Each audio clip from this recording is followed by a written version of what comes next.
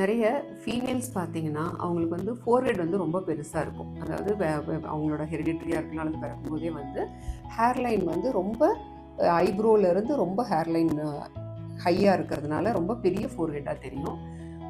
இன்னும் ஒரு சிலருக்கு பார்த்தீங்கன்னா, அந்த பகுடு எடுக்கிறதுன்னு சொல்லுவாங்க இல்லையா? அதுலேயே வந்து ஹேர் லாஸ் ஆன மாதிரி இருக்கும். இல்ல ஒரு சிலருக்கு சும்மாவே முன்னாடி இருக்கிற எல்லா ஏரியாலையுமே ரொம்ப ஹேர் லாஸ் ஆகிட்டு அந்த ஸ்கேல்ப் வெள்ளை வெள்ளையாக தெரிகிற மாதிரி இருக்கும். நம்ம வந்து ஹேர் டிரான்ஸ்பிளான்ட் பண்ணி அதை கவர் பண்ணலாம். லாங் ஹேர் இருக்கிறதுனால அவங்களுக்கு வந்து ஹெட் ஷேவ் பண்ண முடியாது.